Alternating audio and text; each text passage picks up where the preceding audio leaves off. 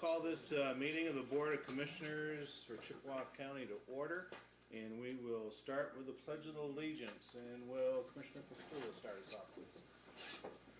I pledge allegiance to the flag of the United States of America and to the republic for which it stands, one nation, under God, indivisible, with liberty and justice for all.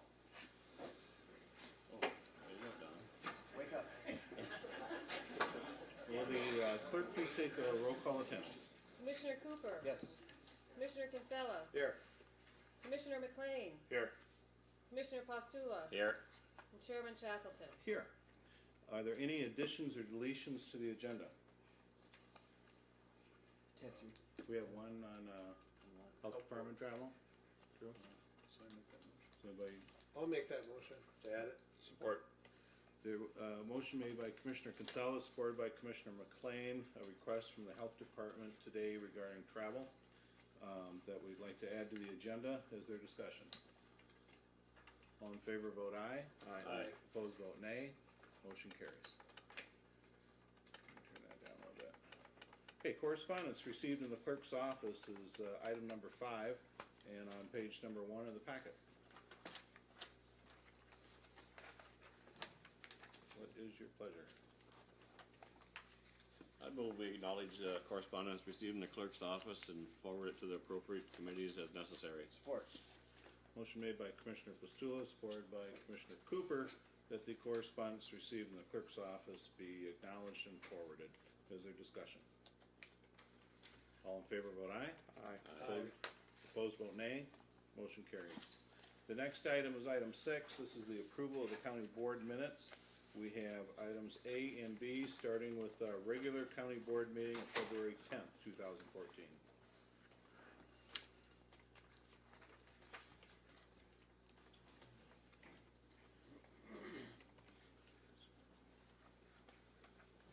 I'd move approval of the minutes as presented.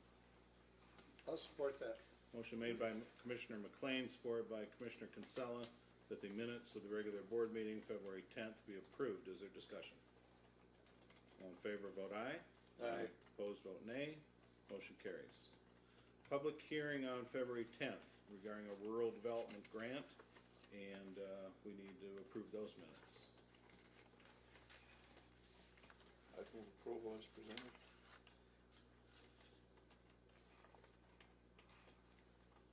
Support. Thank you. Motion made by Commissioner McLean, supported by Commissioner Pastula, that the minutes of the rural development grant meeting held on February 10th be approved. Is there discussion? All in favor vote aye. Aye. Opposed vote nay. Motion carries. Okay, we move to public comments. Good afternoon, everybody. This is most people I've seen since folks thought we were going to end trapping in Chippewa County. So welcome. I'm glad whatever motivated you to come today, that you did come today and participate in county government. We welcome everyone who wishes to come up and speak today. We do have under our rules that each person would be permitted to speak for 3 minutes or less. But if you want to come up and speak when I start bringing you up, you're very welcome to, and we'd love to hear what's on your mind. And please keep in mind that this is your only opportunity to speak. As we go through the meeting, you know, it isn't really an opportunity for you to get up and talk about an issue at that time. So if there's something coming up that you want to say your piece, this will be the time. Okay, we're going to start with these two people who jumped in front of the line and came right up to the mic.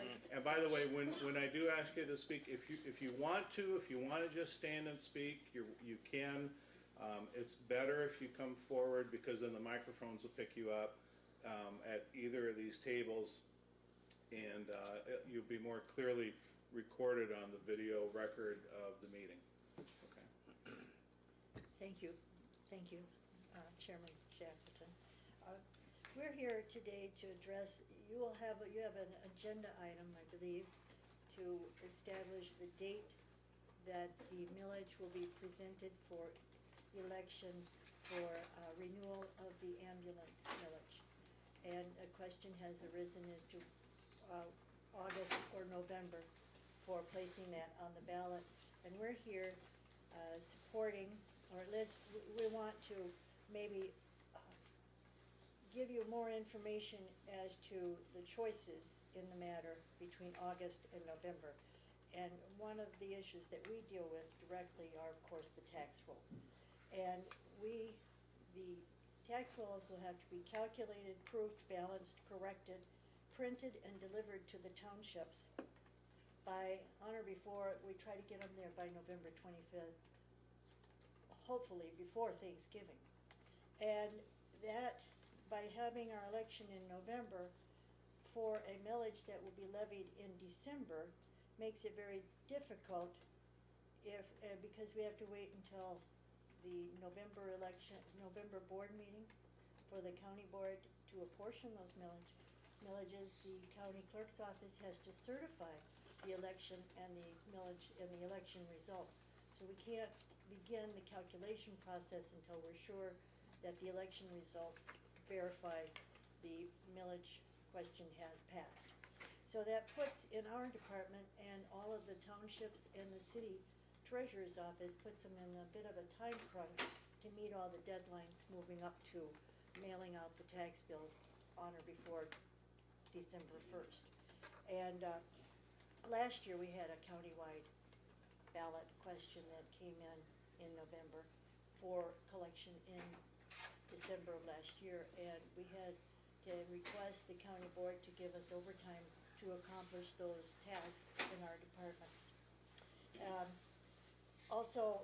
We also have a lot of phone calls from escrow agents and banks at that time of the year wanting to know in advance what the tax bills are gonna be so they can amend, if they have to, any escrow accounts for our taxpayers, property owners who have mortgages out there. And the budgets that have to be done in October, by not knowing the amount of the millage or the revenue that might be produced because of the millage, makes it difficult to run budgets for those taxing entities that need to get those in before in October. So additionally, there's one other consideration. It's the 50 mil tax limitation, which when that becomes an issue, it generally affects the last millage voted on. The last one on is the first one off in terms of being able to levy. And that puts some real restraints and constraints on taxing authorities. And so we're just wanting you to be aware of those few items before you determine when this ambulance millage will be put on the ballot. Okay. Appreciate your time. Anything else, And then Margie? Go ahead. I came in support of Sharon. Also, I deal with the township treasurers that they have to have the bills out in a timely manner, and it really does not give them a lot of time if the ballot issue is in November. A November issue is fine if the millage isn't going on until the following year. But when it's the current year, it's very taxing on our township treasurers that are part-time people. And the city. And the city. Yeah. And also, I think they have to be bonded in advance, and if they know in advance what their dollars are, the bonding goes much smoother.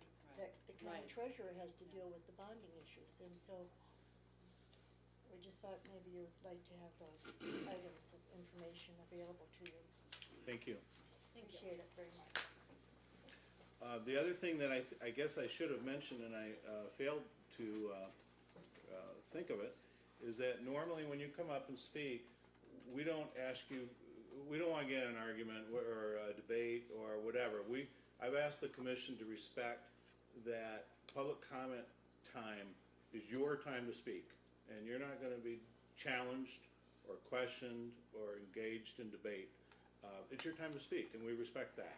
And the reason I mention this is in the past we have had people sometimes come up and they'll ask a question, and it's like, public comment period is not a time we're going to get into a debate or a challenge or an argument. It's your opportunity to speak, and we respect that and want you to have that opportunity.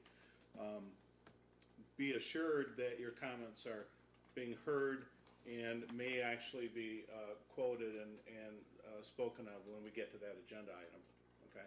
So, public comment is still open, and anybody who would wish to, come right up and let us know what's on your mind.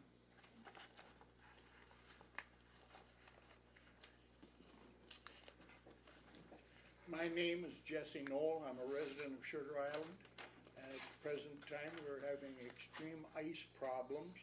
These ice problems are being caused by navigation that goes up past us, commerce, as the Coast Guard calls it, as common commerce.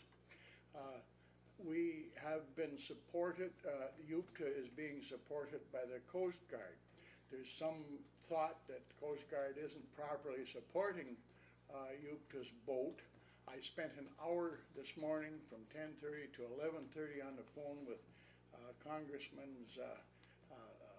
Banachek's office. He informed me that UPTA's money is, while some of it may be federal, he has little control over it in that it's channeled through the governor's office down to UPTA one way or another.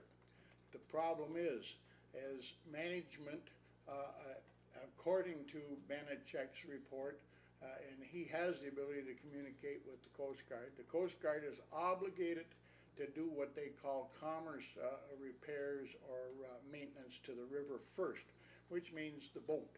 Now, at the same time, the commerce of about 500 people, and many of these people are workers and star owners over here in the Sioux and other places in the county.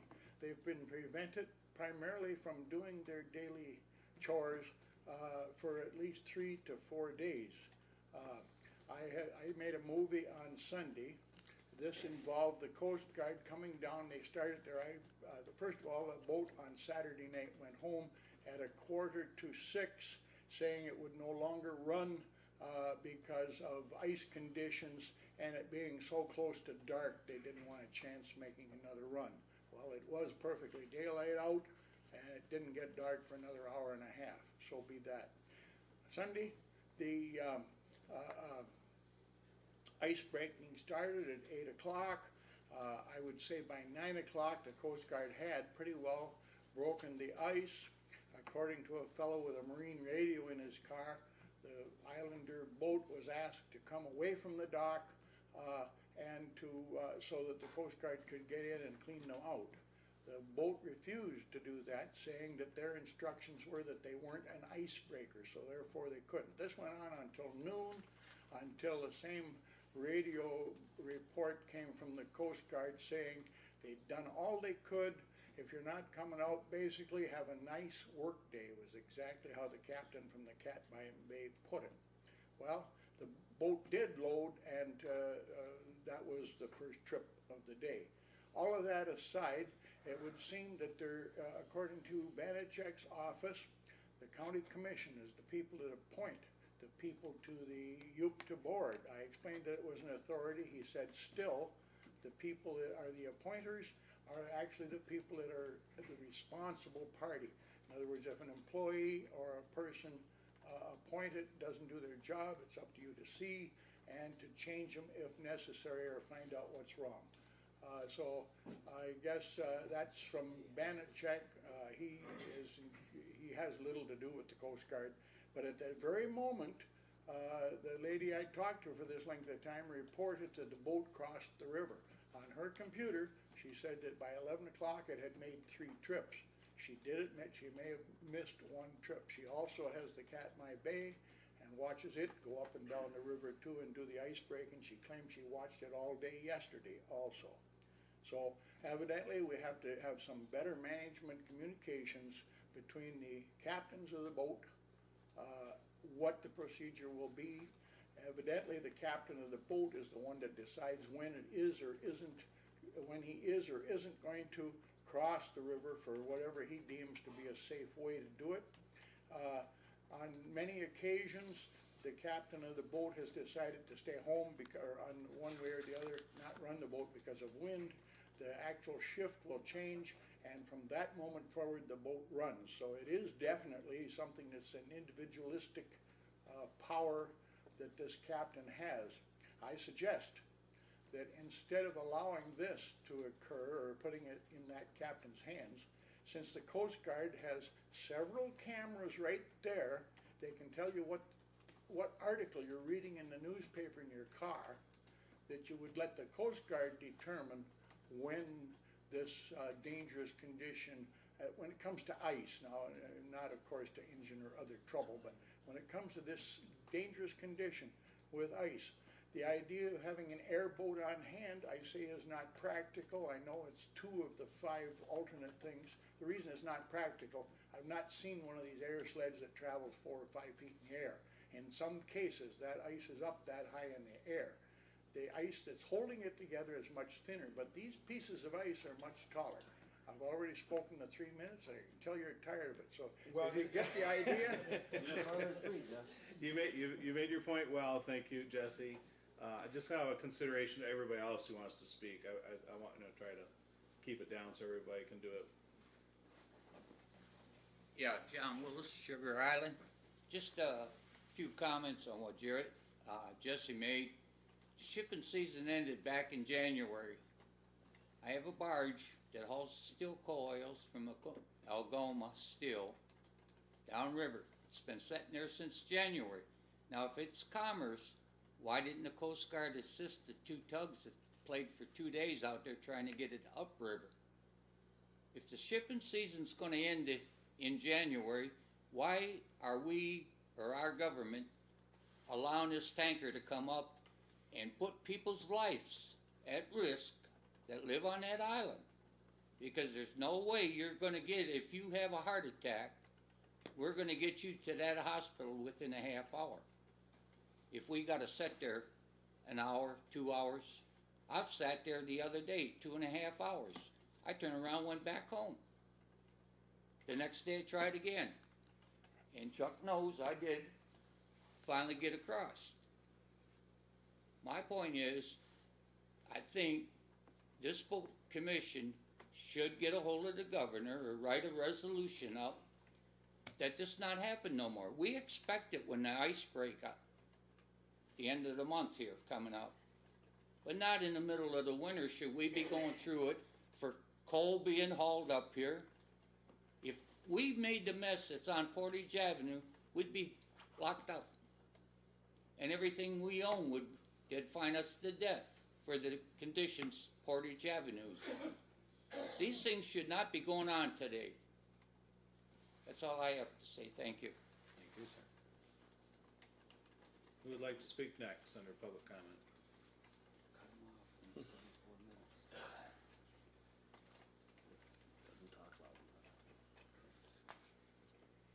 Chuck Moser from the Transportation Authority.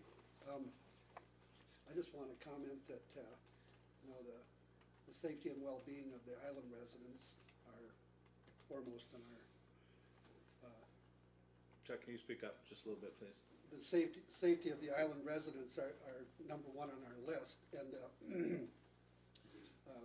Jesse spoke about the captain being given the authority to make the call whether it's safe or not to run, which is correct.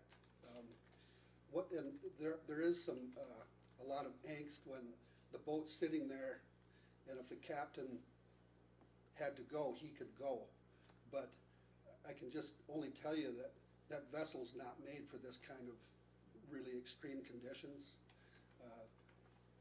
A big slug of ice gets between the propeller and the hull, it stalls out an engine.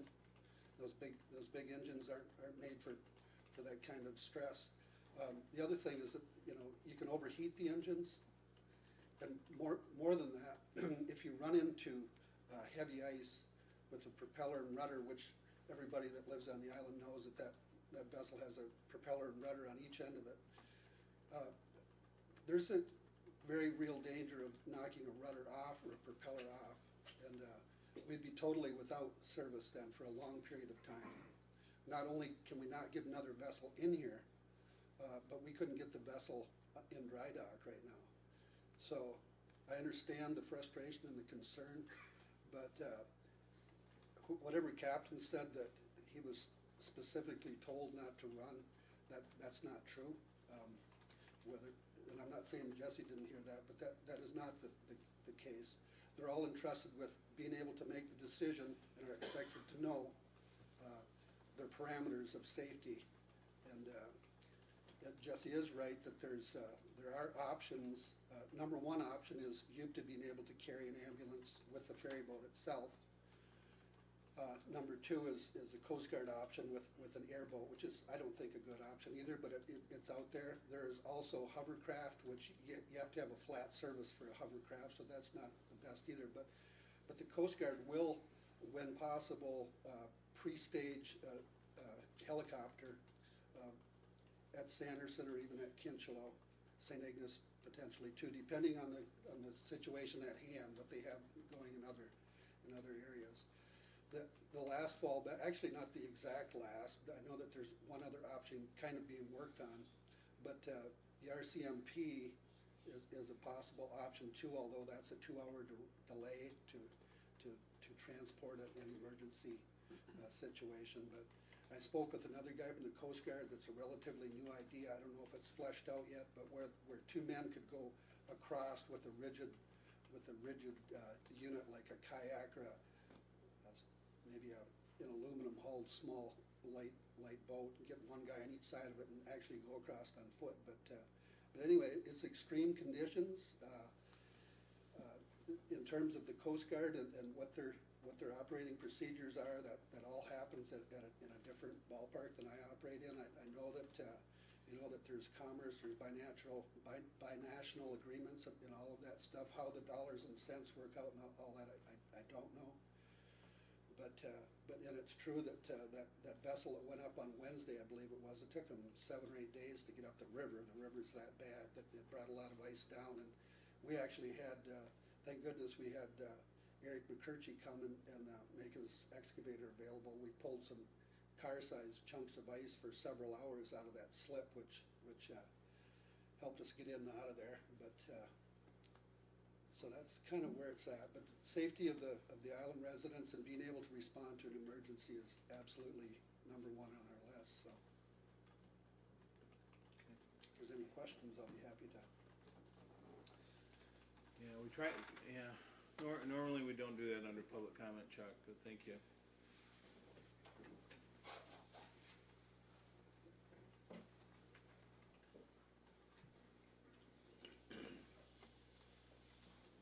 I'd like to address the Wednesday when that Elgo Canada went up. I was at the ferry at 5:45 p.m. and I didn't get to the mainland or to the island side till 9:30. And I watched the cutter break ice back and forth, and then the cutter left. And this was about an hour and a half after sitting there.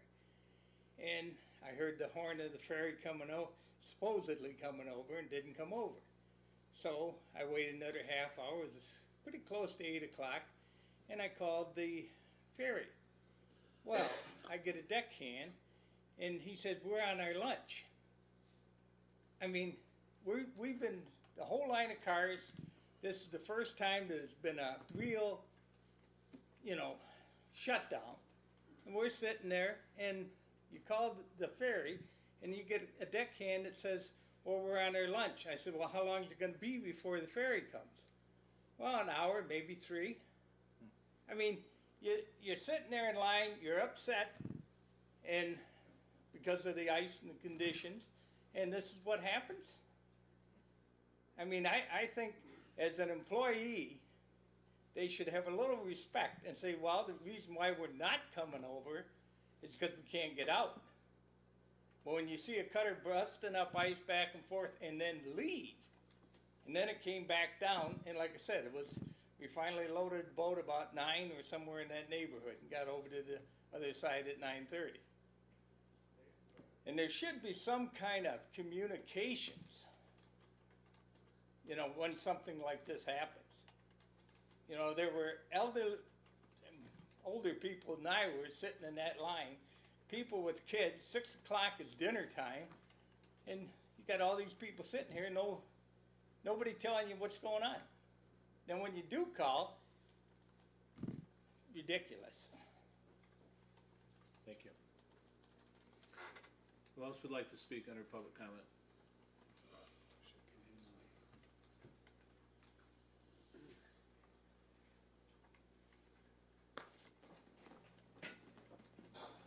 Hi, my name is Ed Detour with Northern Transitions, and I am here tonight with a variety of people behind me who support what I'm going to say.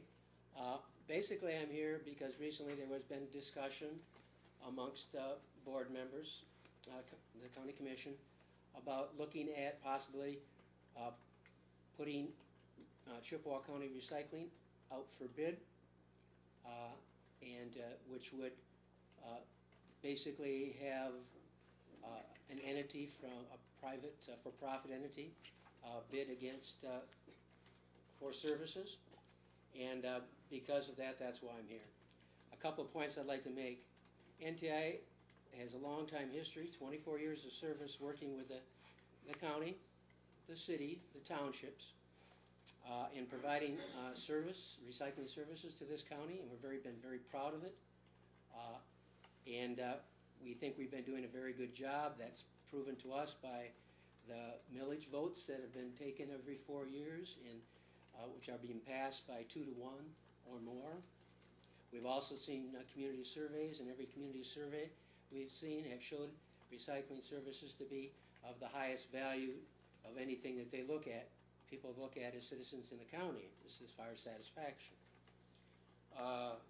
Currently, Chippewa County Recycling provides employment from full to part-time employment for 35 individuals, and those people 28 of those people have barriers to employment.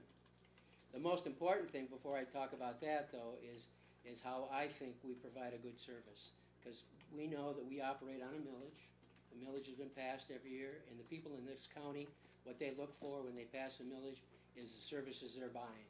And what they're buying is recycling services, and that's what's most important. But the secondary thing is we provide employment for 28 people with barriers to employment. Those people, some work full-time, some part-time, but these are jobs that people might not find in the community, and it's extremely important, and we take real pride in that. That is why Northern Transitions, or Sioux Shelter Workshop, got into this service in the first place. Those people are also served by a variety of other agencies, and if Northern Transitions was no longer running, Chippewa County went to another entity, a lot of those jobs, most of those jobs, all would be lost and to this county. And we think work in this county is important.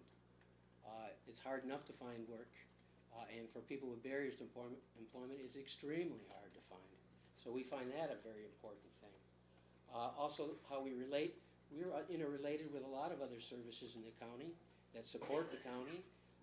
UPTA, Eastern Upper Peninsula Transportation Authority, a lot of our people ride their buses.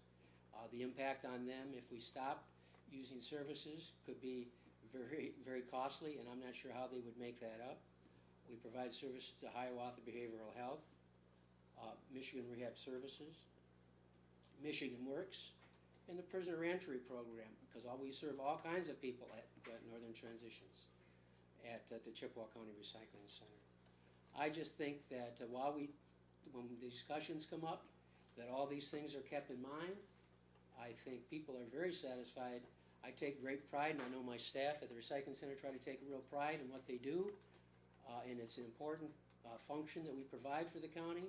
It's a county-run program overseen by a recycling committee that representatives from your board sit on, city commissioners, township supervisors. They all participate in oversight of this, and the responsibility is to give recommendations to the board, the county board as a whole. So anyway, we think these are all very fine reasons to continue providing services, and we hope that the people will continue to support us in the county.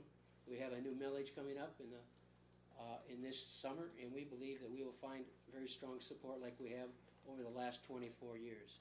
So thank you very much. I appreciate your support and long-term commitment, and we hope that will continue. Thank you very much. Thank you. We're still under the public comment period. If anybody else would like to speak, come on up. Go here in the- Sugar Okay, go ahead. You heard most of the comments from the other gentleman, pretty much covered a lot of it. My only comment would be, if we could spend millions of dollars for keeping the shipping season going and breaking the ice up and everything else, that they could take some of that money and give Utica the money to build some ferries that'll cut through the ice, and we don't have to worry about it being damaged. Go ahead. Hello, What- I'm could you- Jim Smith with. Jim, could you come over to the table, please? Thank you. I'm Jim Smith, owner of Smith Sanitation, and I was one of the people wanting to propose something different on the recycling.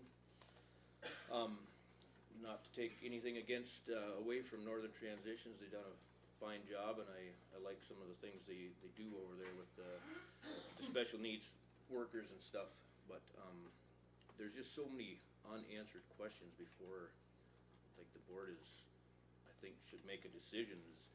I mean, the millage is always gonna pass for recycling, whether it's NTI or us. I mean, people want recycling, so, but there's so many unanswered questions, like how many handicapped are actually employed in the recycle center? And, I mean, I know there's 28 altogether, but is there 5, 6? How much does that cost us per hour per handicap worker? Is it costing us $40 per hour, $50 per hour, $80,000 a year per handicap worker? I mean, how many of these special needs workers actually ride the Utica bus to the recycling center and not the other functions? NTI could still run and do all the things they do, just not the recycling. If we and we could save hundreds of thousands of dollars a year for the taxpayers. There's so many questions that nobody has the answers to. I think this has been running for 24 years and nobody's really had any oversight, or like nobody knows what's going on. There's too many questions to be answered. Is all the millage being used solely for recycling, or is it going to other programs that they do? It's for recycling, not for, and I don't know the answer to that because nobody knows, quite frankly. And what I'm proposing would be a far better program for all the townships. And we would have the same services for the city, but too often the townships seem to be forgotten. It's what the city wants, but there's more people in the township than there is in the townships than there is in the city in this county, and they don't have a great service right now. And what we're proposing would be far better for all those townships. Other than that, recycling is a costly industry, and it is an industry. It's not a feel-good project. It's no different than the logging industry or the waste industry, and it's very costly. And we could save a lot of money over the next 24 years. Anyway, just before the board makes a decision, I hope we can find some of these answers out and get some clarification on things before we just hand it to somebody again. Thank you. Anybody else like to speak under public comment? You only get one crack, huh? Well, we haven't exactly been enforcing the rules too tightly here. Chuck, could you be brief though, because this is your second I'll time. be very brief. Mr. Smith was asking about, clarification. I'd just like to give from Utica's perspective, what if the recycling went away? We provide a lot of service for Northern Transitions, and here's what we're certain of is that immediately we would realize a loss of $13,338 per year in daily fees, with an additional 5,200 lost in direct bus fees, for a total of 18,500. And then there would be an approximate loss to Utica, conservative estimate of $20,000 on an annual basis. Also, there's 3,100 in ferry revenue as well, for a total of about 41,500. And can I pass these up? I left these in a You can drop them off over Okay. here and, to the clerk. But I'd also just say very briefly that the service that we provided in cooperation with Northern Transition, the NHVH for that matter, has been, I've come to know a lot of transit systems in the state, and I've put our little project right in amongst the best of them. We've got great staffs that work together, and I think a lot of good comes from it, so, thank you. Okay. Anyone else from the public like to speak? Please, come on up.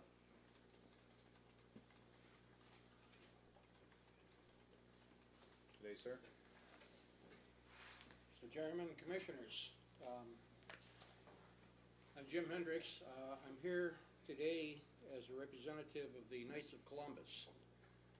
I'm currently the Grand Knight of that organization, and we have heard of the proposal that's possibly under consideration regarding a possible change in the county recycling program. And as we understand it, this could have a potentially adverse effect on the intellectually impaired and the learning disabled members of our community who are currently employed at Northern Transitions. The Knights of Columbus, as you may well know, has long been involved with programs that assist those with special needs, primarily through the Tootsie Roll Drive every spring, where we annually raise somewhere in the neighborhood of $2,500 for the Eastern Upper Peninsula Special Olympics. So we're particularly, connected with these young kids and young adults who have very challenging lives. We've watched over the years as Northern Transitions has really done a just remarkable job working with these people. And I think the thing that strikes me more than anything else is not only the employment that they provide over there, with an awful lot of the employees working at the recycling center, but many of these young men and women end up coming out of that training where after they've gotten some basic skills and increasing confidence, they move beyond there and they get full-time jobs with other places in the community. This is just a really, really wonderful thing. And the partnership that I think the county and the city has had with Northern Transitions over the years has been just a really demonstrable, a wonderful effect on the community at all. I think it has a direct bearing on the size of the approvals of the millages that come up every year. The fact that we're not only supporting recycling, but we're supporting it through Northern Transitions and through helping the people that they help. So we just, obviously this is a decision that the county will have to weigh very carefully, but without knowing when you might have a formal public hearing on this, we wanted to just get our voice in early so that it didn't get lost as you got into any kind of deliberations on this. And we would just urge you to be very careful on this and look beyond just whatever financial or monetary aspects of this, because this is a unique program here that I think the entire community really benefits from and really supports. So I just urge you to move cautiously. I have a letter that I'd like to enter into the record now, provided to the clerk. Thank you very much. Thank you, Jim. And by the way, the room looks terrific. The last time I was in here, Long time ago. City Commission a long time ago. It looks a lot different. A lot better. Yeah. Feel Thank- better feet. Thanks for, thanks for your comment. Thanks. Who else would like to speak? Excuse my attire, I work for Habitat, so this is how we dress. I didn't think I would speak, but I just want to address a couple of issues. I'm on the board of Northern Transition, and there was a question raised earlier when I was listening about the transparency of the operations and where the money is, if the money that is being collected through the millage is truly going towards that particular program, how many persons who have disabilities are in that program. I can assure you, and you are most welcome to visit, this is one of the most transparent organizations you will find. The board reviews the financials every month. The board reviews all the policies, the CARF accreditations. The board is actively involved. There is nothing going on in that organization that the board does not know.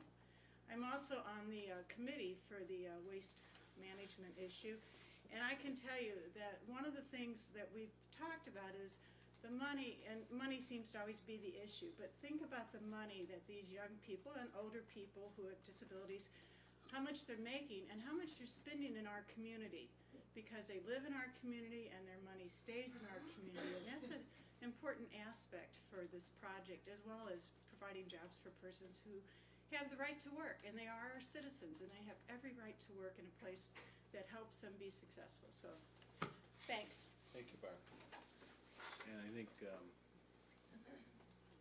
think all of us are anxious to discuss this too. You know, I let Chuck speak twice because he was the director of UPTA, and I thought he would have. But if you want to speak, Jesse, I'm not going to cut you off, but please just be brief. Go ahead. It will be brief. I had occasion, 25 years ago when the recycling started, we had instructions how to wash out tin cans, clean out bottles, separate tops, put the papers this way, put the magazines that way. I've been doing it for 25 years. I just had occasion the other day, because I lost a partner, to actually take these recycled things that I was still cleaning and doing everything to the recycle trailer. Turned out the recycle trailer was full to overflowing in most of the departments I wanted to put something. So I was told just dump it into one of the other ones that they would sort it out when it got there. And that apparently is the way the system works.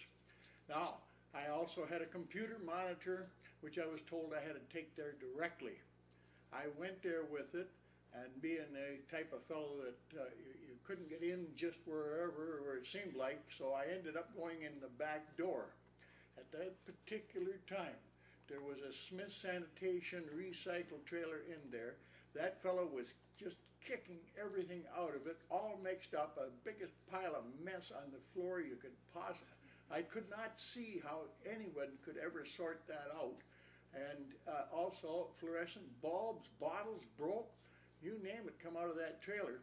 And I actually asked one of the people that was working there, what in the world do you do with a mess like this? And he says, well, our employees are going to clean it all up. And I'm thinking about the broken glass and all that kind of thing. I don't think if you didn't have the type of people working there that you have, that anything like this would occur. I gotta say, them people are doing a wonderful job to just put up with it. And I was also told at that particular moment that the method of unloading that recycle trailer by Smith Sanitation was a standard way that they did it, with no respect for anybody. Just kick the stuff out and pull out. And I thought that was damn poor. Thank you. Anyone else like to speak? And again, I think I know that everybody sitting up here would like to speak too, and we'll get to that.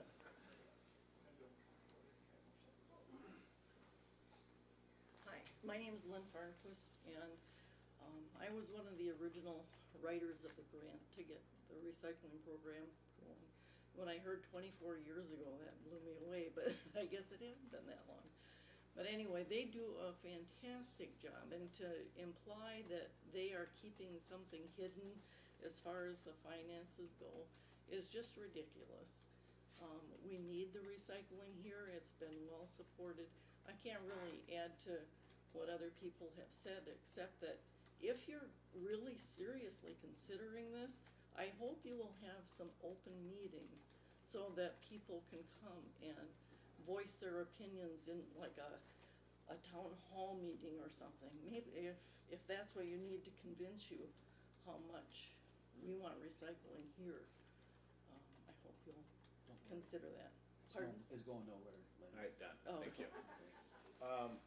Thank you. Are you done? Thank you. Anyone else like to speak today?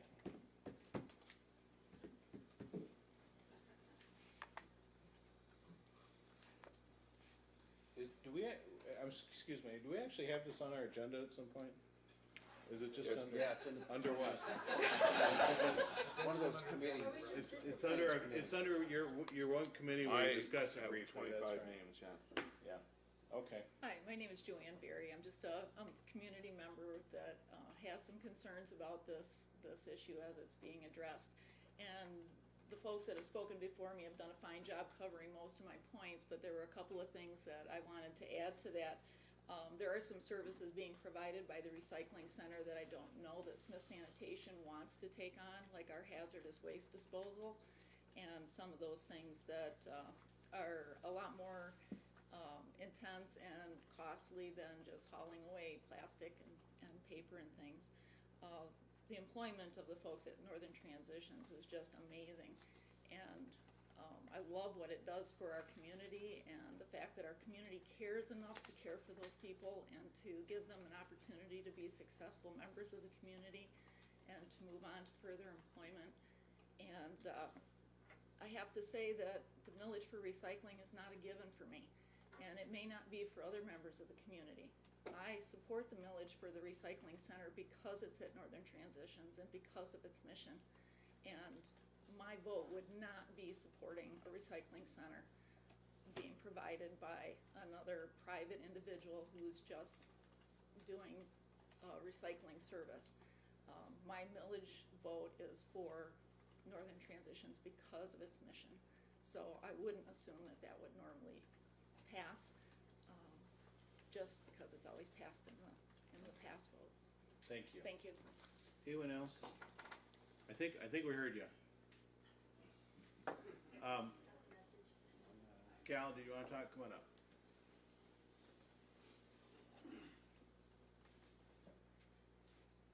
Good afternoon, my name is Cal Loft, I'm the manager at Chippewa County Recycling, and everybody spoke really nicely about us.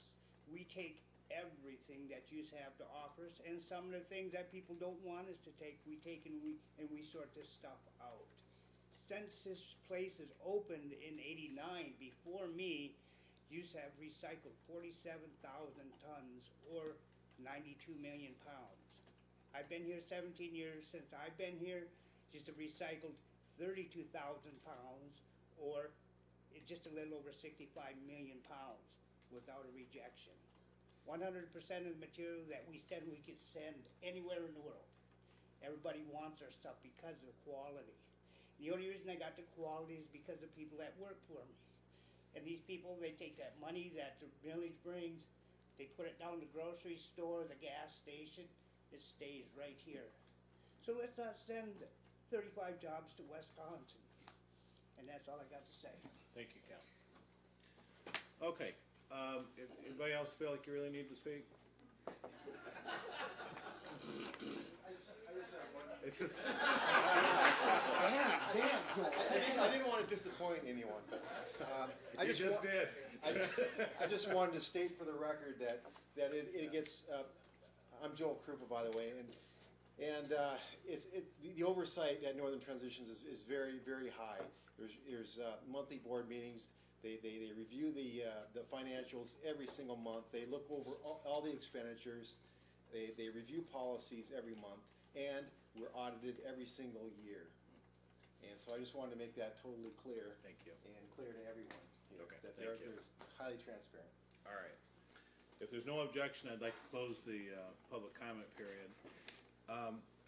We have on our agenda, I know that you all want to see everything that we do at a county board meeting. And however, this particular item that you have is going to be covered on item 10, our standing committee reports, item A, the Committee for Building, Grounds, Jail, Legislative and Natural Resources, and Information Tech. I would suggest to the board that we move this agenda item up and take it now if there's no objection. Commissioner Kinsella? I'd just like to make a point that I had asked for some information on this that I never got, and I also noticed that Jim Smith and his father left. Okay, well, before we start discussing it, let's move it up on the agenda so that we can discuss it, okay? Oh, no, I just would urge us to, to get information before we have discussion on it, that we have. Well, it is on a committee report, so it is. Well, we could listen to the committee report, yeah. Okay. All right. So if there. Committee. Yeah.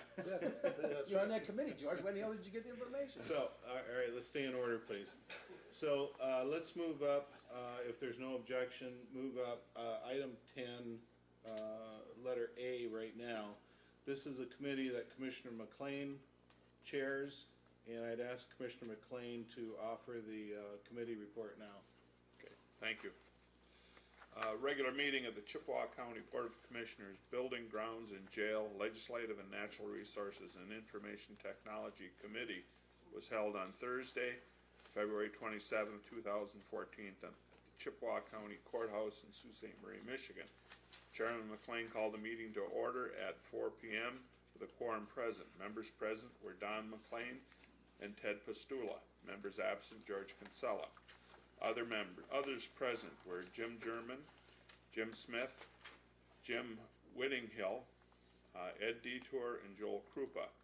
There were no additions to the agenda. There were no public comment. The agenda item was recycling. Mr. Smith and Mr. Whittinghill asked the committee to take bids on the recycling program for disposal and pickup. Mr. Smith would pick up the recycling and deliver it to Mr. Whittinghill's business in Eagle River, Wisconsin. They estimated they could save the county hundreds of thousands of dollars a year, make things easier for customers with single stream line recycling, and provide better service to the townships. The committee and administrator asked various questions of all present, including how many jobs would be created at Smith Sanitation. They indicated 1. And how many jobs at Northern Transition would be lost. We have a number that came with public comment today, but their payroll was indicated here at $350,000. Also, what would happen to the HBH clients and the volunteers from Michigan Works and other places? Mr. Whittinghill noted that the money saved by the county from the millage could be used to train those workers for other jobs. The administrator disagreed, saying the millage was for recycle only. Mr. Smith noted that he didn't feel taxes should be used to create those jobs. Mr. Detour noted that the millage always passes overwhelmingly, and that in his view, people are very happy with the program. Mr. Krupa noted that he thought most people would rather pay $20 to $30 a year on their taxes for a program that has been well established. Also noted was the fact that if the county entered into a long-term contract and the millage was voted down, the county could be on the hook for general fund dollars. Mr. Whittinghill asked how the organizational process of such a move would take place. Mr. German explained the process. Chairman McLean gave everyone ample opportunity to speak. Committee comments. Commissioner Pastula noted that he was not sure that saving $20 a year was worth the loss of a well-established, well-run program. Chairman comments. Chairman McLean said he understood the bottom line is dollars and being progressive, but in this case, there was very much a human factor involved also. It was moved by Commissioner Pastula, supported by Commissioner McLean, to adjourn the meeting. On the voice vote, the motion carried. The meeting was adjourned at 5:15, and I would move acceptance of these minutes of the Building, Grounds, and Jail, Legislative and Natural Resources, and Information Technology Committee meeting. Okay. Support. Motion made by Commissioner McLean, supported by Commissioner Pastula, that we just accept the minutes of that meeting. Once we do that, I propose that we have our discussion then regarding the subject. Is there discussion regarding the minutes? All in favor vote aye. Aye. Opposed vote nay. Motion carries. So now we can, again, I think would be an appropriate time for us to discuss the subject at hand. And seeing as I got the gavel, I'll go first. First of all, I think a lot of you folks may wonder how this came up. This is nothing the county board said we're unhappy or we're looking for alternatives. Mr. Smith approached the county and said this is something he was interested in, and I think we have a responsibility to listen to him and to weigh what he has to say. I'd also say that Mr. Smith is by in no means the bad guy. I give him a lot of credit. He's a successful small businessman that took on one of the largest waste haulers in the country and took their contract, and by all accounts is providing great service in this county. So I give Mr. Smith a lot of credit for what he's doing, and I don't fault him for looking at other opportunities. That being said, the county, if we were to consider such a thing, we've got a lot of things to consider. And the first of which is that the people of this county have been asked to pay a millage for recycling. The service that's offered, I think, is widely appreciated and approved of. I think people like it, frankly, the way it is. And I think we are assured that the way it is being run now, along with the millage, is going to guarantee that it continues well into the future. If a private vendor were to take this on, the county and Northern Transitions would sort of, abandon the operation they have. And what happens if the private vendor decides after a few years it's not profitable and they don't want to do it anymore? Well, then we have to reconstruct at great cost and disruption a recycling program. So, I mean, these are things that we would have to weigh and consider. And I don't think that, frankly, it's going to be very difficult to convince me that this is a good idea. And at this moment, I'm really not interested in it because I don't think the savings are confirmed, are solid. We don't even know. Once an operation like this were to start, it's just, I heard from earlier when this was being discussed that there's a lot of unanswered questions. Well, if there's a lot of unanswered questions, the questions would be, what are we looking at with this change? We know what we have. We have a good operation, and it is very transparent. I'm on the board, and it is very well run. It is very transparent, and I think it's important that it provides these jobs to those with barriers to employment, and it does a great job at that. So again, I didn't want folks to start off here with the impression that somehow the county board is out shopping for a new vendor, because that's not the case. We had somebody come forward with an idea, and I think it's important that we listen to somebody who comes forward with an idea in good faith. And I think we've done that, and we'll continue to listen. But at the moment, as I've said to start with, I think people in this county like the program the way it is. So, who else would like to go? Commissioner Kinsella. I just, I want to say in support of NTI, I had a family member, a sister that started with Sioux Sheltered Workshop, I think probably about the time Ed Detour was born. We received services there, and while we in the family were trying to teach her to tell time, which took about 25 years, and I'm not exaggerating by more than a year or two, my sister learned up there to cook for herself and do for herself through programs offered between NTI and HBH. So, the idea of NTI even changing what they do in the community is foreign to me. That being said, recycling is another matter, and I want all the people here today, as well as anybody else that watches this, to understand that recycling is a slightly different animal. It's I don't know that it's a startup training kind of job, but for people to learn to recycle and then go on to a job maybe with a Jim Smith kind of guy. Some of the questions I asked of Chuck Mosier and I asked of HBH that I have yet to receive answers for is how many recycling people ride the UPTA buses, and I didn't get that yet, and how many HBH clients do receive service in the recycling area of NTI. As I know, as a board, we send about 280, give or take $5,000, so $280 plus $1,000 over there for services provided by NTI.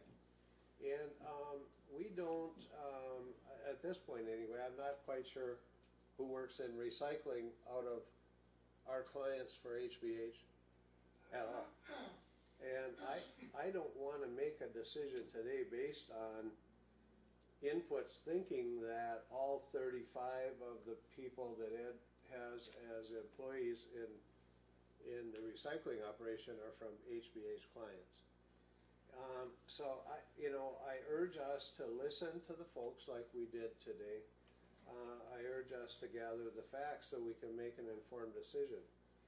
I also have to say that out in my neck of the woods, which is Brimley, Superior Township, the township supervisor there has asked me to take a hard look at this thing because he hauls the trailer from Brimley to the Sioux. He goes back with an empty trailer. That means he has to have a truck and a driver that can haul that trailer. I know I've talked with other people where they have a contract employee haul that trailer, and in some places, Sioux Sheltered NTI picks up the trailers. So I know what Smith is offering, at least in Brimley, is a dumpster that lands there. Everything recyclable goes in the dumpster, and they pick it up. So that means in Superior, we don't have to have a truck and a driver and so on. And so finding a full trailer is not necessarily a township problem then. You know, hauling that trailer is not necessarily a problem then.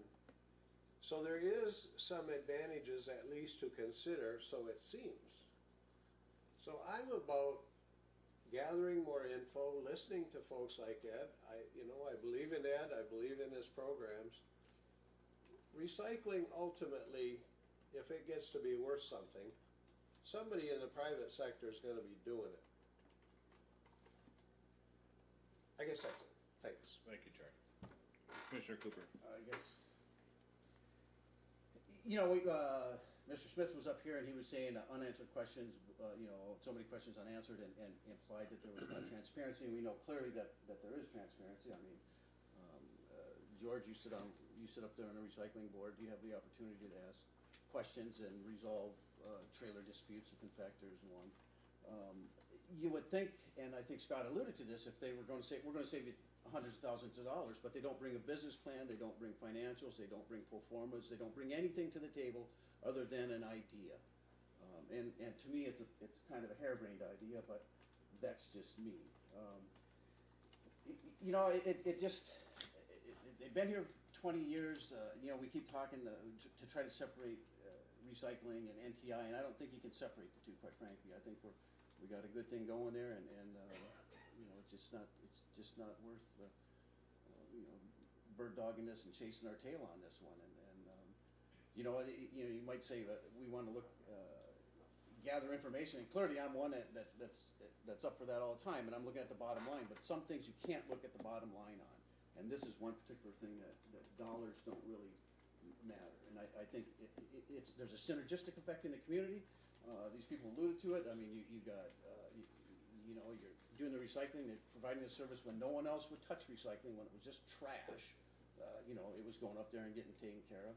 And maybe someday down the road it will just be trash again, and they will be taking care of it for us. So, and again, all the things that spin off, the training, the transportation, the independence that some folks gain by working these jobs. And so, and I've got a couple of emails, and I responded back to one, and I said it's a non-starter. And to me, it's a non-starter. I don't think we should even consider altering this. And if I don't know, I feel like making a motion that we continue with NTI. In fact, I'll make that motion that we continue our services with Northern Transitions for at least the next 4 years, for the life of the next millage that passes.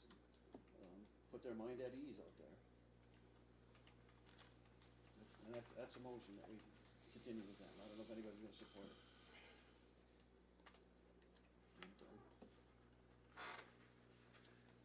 I'm going to declare the motion's died through lack of support, but I just like to point out, I wouldn't take that as a bad sign. I think it's just that was sort of unexpected, and I don't know if we really know if that's quite, the commitment we want to make without being able to think about it, about making a 4-year commitment right this moment.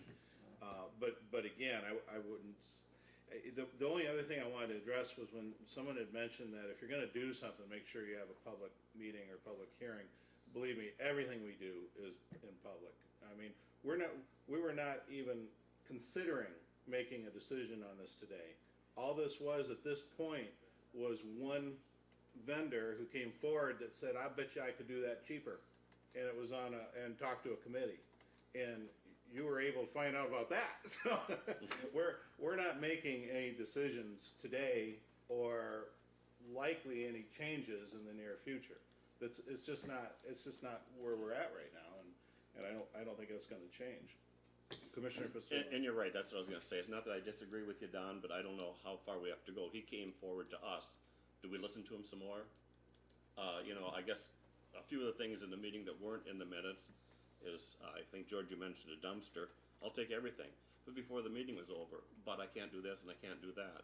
I'll save you hundreds of thousands of dollars, but then I might need the millage too. So, do we want to hear his proposal or not? I guess that's maybe a decision we've got to make somewhere.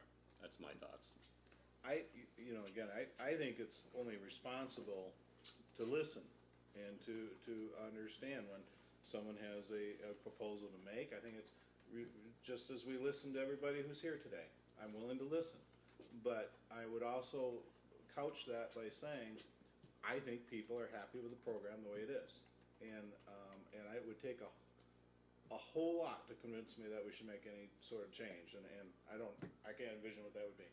Commissioner Cooper. And I would say that, and if I was someone and I was trying to take on Chippewa County and take on all the recycling and prove to you that I could save, $200,000, I would bring some financials. I would bring a business plan. I would bring a pro forma. I would do my damn homework before I came before any board and committee. And when Mr. Smith said, I got all these questions, they're not answered. Well, he was at the last committee meeting of the recycling, and we asked him specifically, any questions? You got anything to? Oh no, I'm good. I just want to sit and listen. So, you know what I mean? So I don't know if they're that kind of business people that approach the board and want to come into this market, this recycling market, and again, I would have my homework done, and I would have the I's dotted and the T's crossed, and I'd be able to stand in front of that board and answer any question that came along, and clearly I wouldn't duck out when as soon as I said my piece, I wouldn't be gone. Commissioner McLean. Well, I chaired the committee, and Mr. Pastula was there, and it was an interesting meeting.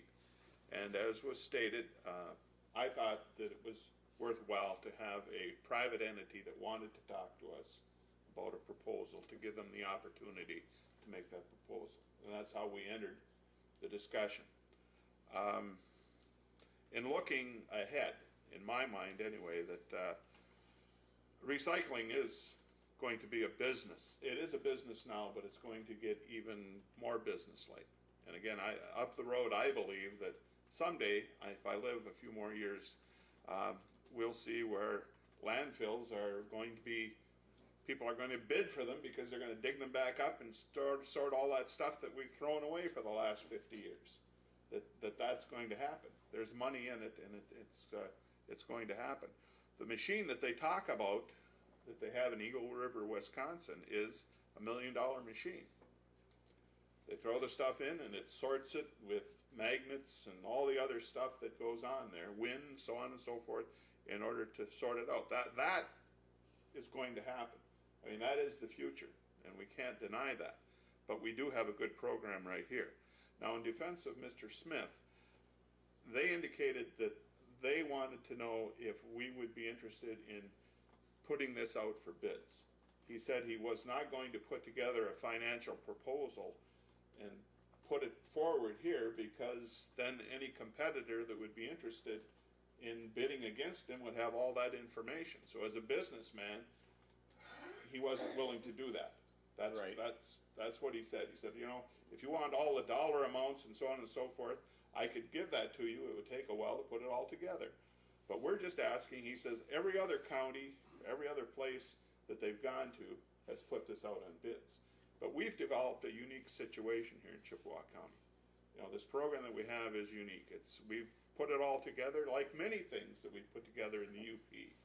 And it is special, 911, so on and so forth. We do it a little bit differently, but we get the job done. We get it done to everybody's satisfaction. And I think it should, I'm in support of what we're doing right now. Questions with the township, when I proposed those to Mr. Detour, he indicated that if the townships, and he was unaware that townships were having trouble or experiencing financial burden from maintaining trucks and so on and so forth. And he indicated that he could go out and haul the things back and forth. Okay? shortly thereafter, I got a call from a supervisor in the townships that I represent. And he said, well, that's all fine and good, and I haven't talked to Ed since, but he says sometimes it overflows and, you know, the thing needs to be timely. We can't have this trailer sitting there and all this stuff sitting around it on the ground. So that was his concern. So, but I think that's something that could be worked out to the township's satisfaction. And I think that would be something that would fit in the purview of what the millage is all about. Another thing, and I'm a strong believer in the jobs that it creates and the service we've provided here for the people who have barriers to employment. That's a new term for me, but it sums it up. And I believe that down the road, the millage question, the language in it should be adjusted to reflect that it is a recycling program and also a program to help people who have barriers to employment. Because right now people are able to split hairs and say it's supposed to be a recycling program, therefore it's tax money and it should only be spent in the most efficient way. Well, we've put together a program that isn't quite like that, but we're happy with it. It works. And I don't want to change it, but what I'm saying is there are certain people that want to split those hairs, and when they split those hairs, you got to admit it's supposed to be about recycling, and governments are supposed to look out and get the best bang for the buck. So that's where the hitch comes in all of this. Thank you. Anyone else? I got one, just quick one. Go ahead, George. This is from personal experience. The best performing gold mines in North America are operating in somewhere around 2.7 ounces per ton of gold, per ton of material handled. 2.7 ounces for every 2,000 pounds is a successful gold mine. If you mined a ton of used computers and screens, you would do better than that, probably more like 4.5 ounces of gold per ton.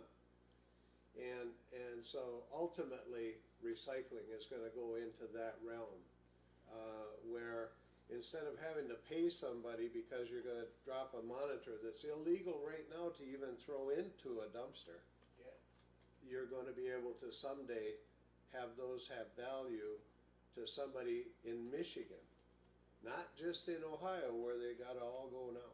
So, okay, thank you. Thanks. Anyone else? Okay. I hope you heard loud and clear. I think that I think what you can take away from this is that this commission is widely in support of the program as it is. The responsible thing for us to do is to listen to everybody, including Mr. Smith. Nothing is going to change quickly, if ever. And if there's any discussions that go on, they will be public discussions that you will be able to participate in, okay? So you should be able to sleep easily tonight knowing that nothing's gonna change tomorrow, so, okay? Now, you're very welcome to stay for the rest of our exciting meeting, or if you want to, I understand if you wanna go ahead and excuse yourself. Why don't we take a 5-minute recess? Let's do that. I'd like to stand up for a minute. Yeah. Very good. No, you're not meant to be. This meeting of the Board of County Commissioners for Chippewa County to be back in order. We will resume our agenda starting with item 8, old business. Item 8A is the allocation board, and we're accepting an application. It is on page 19 of your packet, and it's from Ronald Meister. And I'm guessing all we have to do is just accept it? Yes, Mr. Chair, but since there's only one application, usually you have various applications to study. Since there's only one, it would be the commission's prerogative to just accept the applicant. Accept and approve? Yes. As the. You want a motion?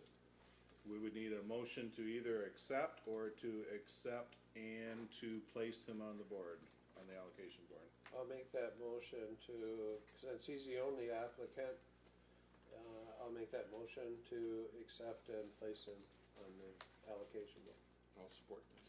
Motion made by Commissioner Kinsella, supported by Commissioner McLean to accept the application of Ronald Meister and to place him on the allocation board, that being the committee he applied for, and being the only applicant, we're happy to have his services. He's more than qualified and has done many terrific jobs for the county in the past on various positions. Is there discussion? I guess on that, he is the good applicant, we do know him, but just because it's the only applicant, do we have to take a person? What if there's somebody applies for something we know can't handle the job? And just because they applied, do we take them? Good question. Something we That's should one that look hasn't into. come up yet. Is that on that long list of our committee duties to do someday? Anyway, just. The list never ends. Okay, that's food for thought. Mhm. Is there any other discussion regarding the motion, Mr. Chairman? Commissioner McLean? I just wanted to mention, now the application process, we put out a deadline, the deadline is passed, he was the only applicant. Okay, and I think, according to, add something to Commissioner Pastula's comment was that, you know, I've been involved in processes where we went out and re-advertised, even though we had applicants. So that's a possibility. I don't know where it is in our bylaws and all the rest of the stuff, but I've been parts of groups that have done that in the past. All in favor of the motion, please vote aye. Aye. If you're opposed, vote nay. Motion carries. We move to the appointment to the Department of Veterans Affairs. That is on page 21. Mr. Chairman, Commissioner Cooper. last month we had the minutes, we didn't have the minutes from the Veteran Affairs Committee meeting, and at the February meeting, they moved to put Brooks Partridge back on there, reappoint him for the 4-year term. You asked for his application, and it is here, and I would make a motion that we reappoint Brooks L. Partridge to the Veteran Affairs Board for a 4-year term. I'll support that motion. Motion is made by Commissioner Cooper, supported by Commissioner Kinsella. And just to clarify something here real quickly, first of all, Brooks Partridge, fabulous guy. In fact, everybody on the Veterans Board, super guy, is doing a great job. But the motion made to reappoint Brooks Partridge to the County Veterans Board, that is a function of the county board, is it not? No, actually, I said, oh, I didn't know that. No, remember, that's what I it's a wanna board, clarify. the county appoints them, and they run the Veteran Affairs Office by state statute. Remember, we discussed this quite early in the spring, and they have a commitment to run that board. Okay. We appoint. I'm sorry, I'm still not clear. Or the Does the veterans county board appoint the members to the Chippewa County Veterans Affairs Board? Yes, we have, yes. Okay, so my point is that their board meetings minutes said to reappoint Brooks Partridge, and that's not a function of that board, Of that's a that board, function no. of this board. Actually, there it should have been to recommend Okay. to the county board. I just wanted to clarify that, Right. that was all. And, so let's see, we have a motion made, is there any further discussion? Commissioner McLean? George and I were just discussing that there was a question last year, and the board has the right to employ their counselor. Yes. The They make the Veterans choice on Committee that. employs Right. the Yeah. counselor. Yeah, that's not a function of ours. Right. That was where the confusion came in. Right. So, And they, Go ahead. I don't want to say command, or they are in charge of that. Yep. He, the Veteran Affairs Counselor accounts to that board. Got it, so, all right, all in favor of the motion, please vote aye. Aye. If you're opposed, vote nay. Motion carries. We move to 8C, MISTA, approve the Targeting County Allocation Program. This is on page 24. You've been sitting back there patiently this whole time, haven't you? This is, Commissioner McLean, you and I were at the same meeting. This is regarding the funds that are laid out for MISTA for rehabilitation of homes. They have a somewhat new requirement that that locally we have a targeted area, a targeted community, and so this was met by the committee, and I think at this point, we just need to approve it at the county board level. Does that pretty much cover it? I Commissioner Clayton, believe anything so, to add? yes, I'd agree. I'd so move that we approve the recommendation here of the, I'll support it. Motion made by Commissioner McLean, supported by Commissioner Pastula. Is there any further discussion? All in favor, vote aye. Aye. Opposed, vote nay. Motion carries. There, now you can go. Sorry, you had to wait so long. We move then to the administrator's report, page 27. Under the monthly reports, you'll see the Veterans Affairs report, the Animal Control report, the Woburn Memorial Hospital report, and the Sheriff's Department report. There's also a thank you letter from Michigan State Police Captain on the ROV cooperative agreement that the sheriff and Mr. McKee and the state police have worked on. Also, there's a North Care Network agreement, which if you have comments after reading that, please have them in by March 15th. And finally, something that we did not have time to put on the agenda, there was about, over the last week, another freeze up. As you all recall, we lost flood in the annex. We had another freeze up in our new county building. We had a radiator pop off up on this floor. And about 3 weeks ago, then we had another radiator pop off in Mr. Ferroni's office by last weekend. We were originally told that it was dirt, but after having all the radiators checked, we found out that there was indeed some lines coming in the east side of the building by the friend of the court's office. Those lines were buried in the wall, and those pipes had frozen. And unfortunately, we did catch it in time. The first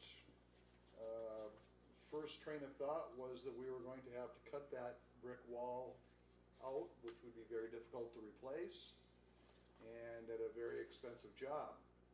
And then we had other people come in with a couple of ideas, and I just like to lay out a couple of thank yous to those people in public. Jay Predmore actually came up with a solution to run the lines inside. It was a very unique idea, and having another set of eyes to look on it. The maintenance staff, who were in at all hours of the evening, I really appreciated all of their help. Detective Postma, who had to keep an eye on the evidence vaults and its contents. Deputy Church for helping me coordinate some of the incidences that happened. And Albert's Heating and Cooling, when we couldn't even get another plumber because of the cold temperatures of that time, they did a very good job with their response. And I know he said, although I will be getting an early Christmas card with those charges, but they were there for us. So I wanted to publicly thank all of those individuals. All right, thank you. Among those reports that the administrator just mentioned was the Sheriff's Department. And I see Bobby left. He was here, wasn't he? But since I can't address this to him, I think I'll address this to Tim McKee, who might be best prepared to answer it anyway. We heard earlier from a lot of people from Sugar Island who are concerned about emergencies. Do we have some sort of plan ready? So let's say there's a heart attack and we need to get someone to the hospital off the island. That is correct. They mentioned five. We have kind of a plan that includes 5 different elements to it. The ferry will run for emergencies on occasion, provided it doesn't interfere with the prop and the captain feels that he can run. Okay. That would be number 1. Our first, try and get the ferry to do it. Our number 2 is that we'd call the Coast Guard to see if they had a boat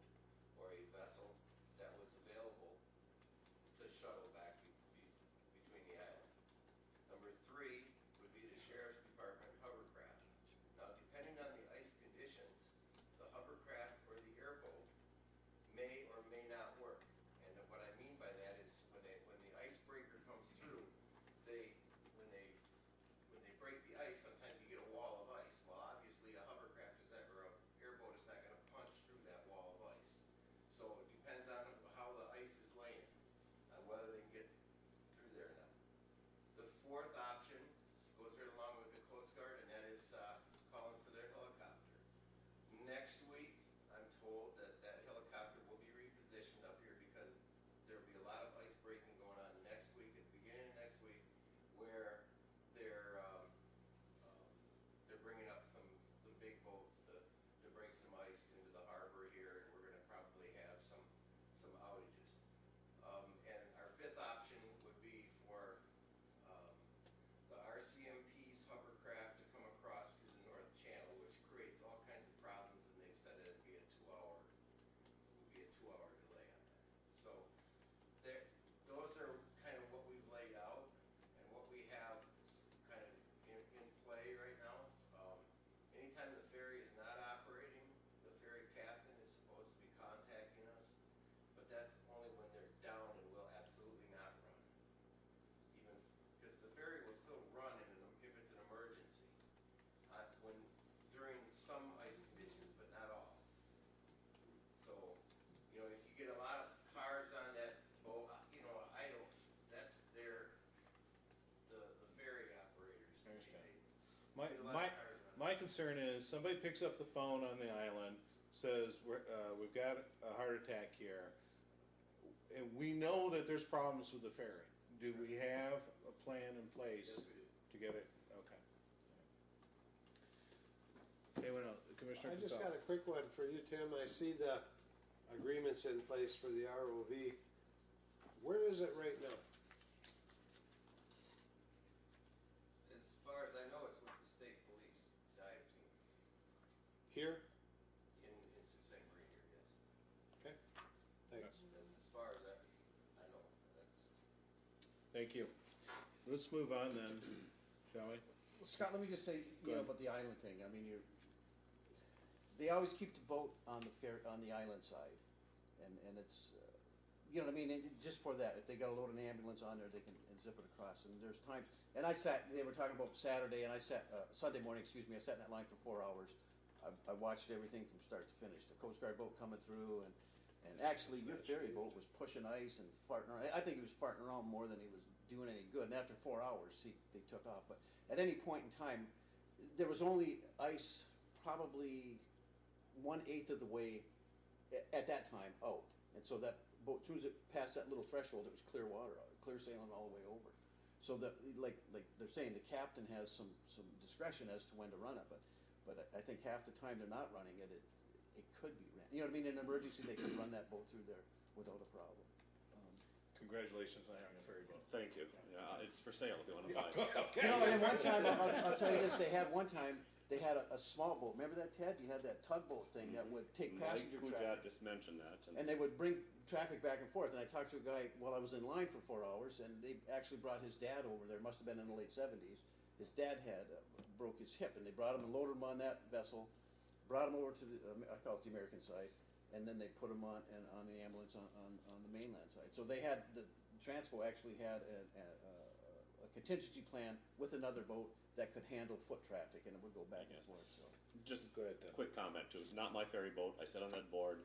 I can't make decisions to tell that guy to run or anything. The boat was there. If we started using it for ice breaking, it cost lots of money for insurance. How do you keep it on Sugar Island, needed on Drummond, get it down there? So, you know, it's gone. There's a lot more to what's going on than just sitting here thinking we can solve all the problems, because one leads to another. And I think we all sympathize with the island's residents. At the very least, their inconvenience. It's when you can't get home, it's a big deal. You know, just last Transpo meeting we had, he's a civilian that runs ice breaking operations. Gave about a half an hour sermon there at it. Maybe we ought to have him here and talk to it. There's a lot to this ice breaking too, and he warned us that they were going to be breaking in the lower locks. It's going to lock Sugar Island. You know, it's coming. Yeah, and there's more problems coming because when they start breaking out Detour, Lake Huron's froze over. All they do is make a bigger mess. But it's going to have to be done eventually. And he said we could see ice breaking into June. Well, spring is coming. Commissioner McLean? Well, I'm gonna say, I had saved my comment for commissioner comments at the end, but we're dealing with the Sugar Island thing right now. Good. And,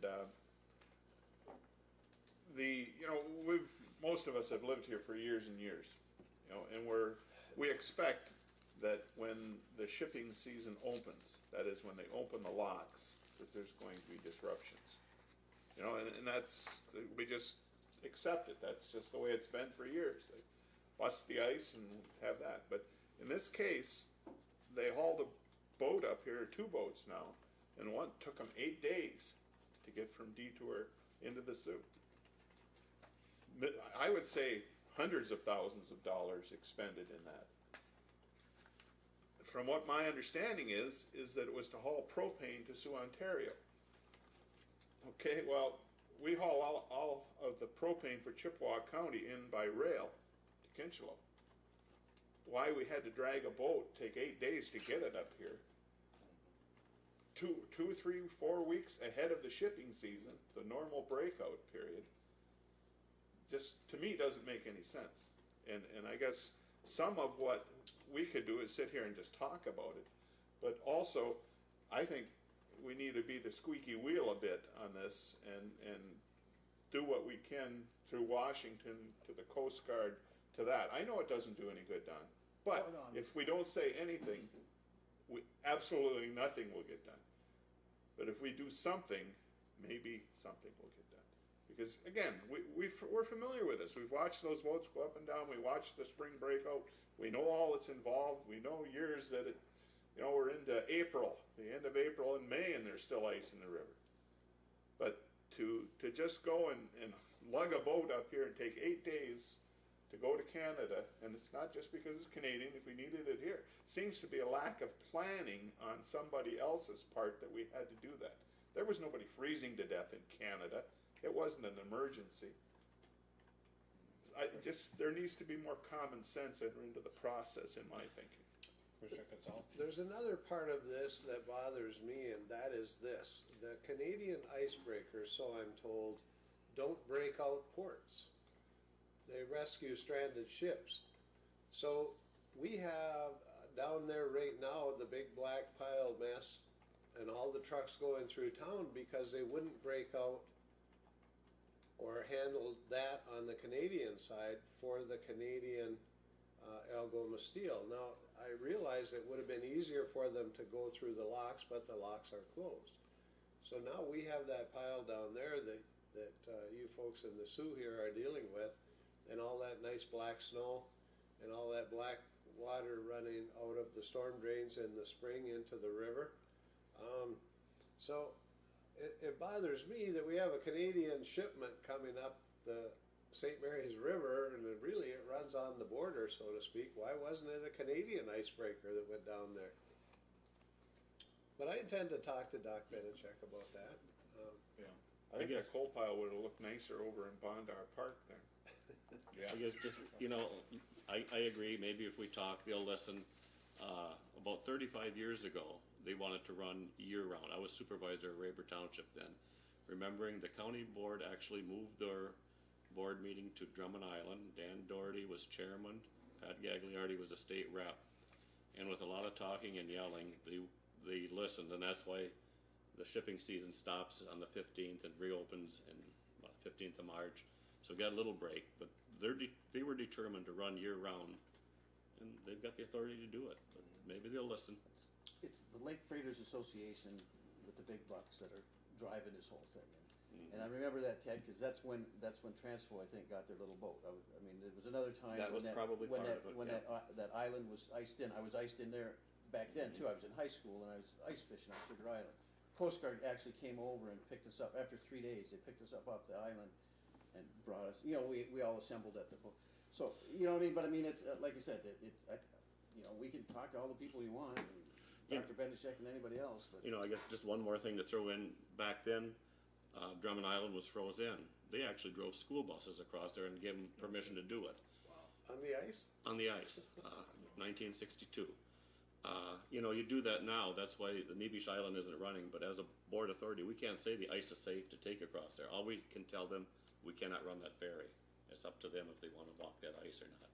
You know, I mean, a lot of liabilities, things have changed in the last 40 years, Okay, so. yeah. I'm off my I soapbox. wish there were yeah. some easy answers there. Let's move on to our agenda. I think we're moving then to item 10B, finance claims and accounts. Yeah, County Board Mr. of Cooper, go Commissioners had ahead. a finance claim and accounts meeting on Thursday, March 6th, 4 PM. A quorum was present. I was there, Scott, George, John McLean, Petra Stewart. Kathy Knoll, Tom Ewing, Jenny Pierce, Bobby Savoy, Mike Bittner, Chief of Police Riley, Dave Martin, Jim Lucas, John Halpin, Jim German, and Kelly Church. It's moved by Commissioner. No, we don't need to do that. We approved the agenda after George made a motion to move something, add something to it. There's no public comment, correspondence and informational, we looked at those for a minute. MSU extension agreement for fiscal year 2014. The committee received and reviewed the MSU extension services agreement for fiscal year 2014 work plan, which has been budgeted for $42,556 and covers the period January 2014 to December 31, 2014, and will be paid quarterly to MSUE. Moved by Commissioner McLean, supported by George, to approve and authorize signature for the agreement for the extension services provided by the MSU to Chippewa County in the amount of $42,556 for the period from January 1, 2014 through December 31st, 2014. On a voice vote, the motion carried, and I would so move. Support. Go ahead. Motion made by Commissioner Cooper, supported by Commissioner McLean. On approving the Michigan State University Extension Services Agreement. Is there discussion? All in favor, vote aye. Aye. Opposed, vote nay. Motion carries. The committee reviewed the language of the Chippewa County Ambulance and Fire Protection Proposition Millage Renewal as approved by the OES 911 Board of Directors. A discussion followed regarding the placement of the ballot issue on the primary or the general election ballot. It was moved by Commissioner Chaplin, supported by Commissioner Kinsella, to approve the millage 4.427 mills and to change the language to indicate the November election for the four-year renewal being 2014, 15, 16, and 17. On a voice vote, the motion carried. It's a 3-2 vote, and I would so move.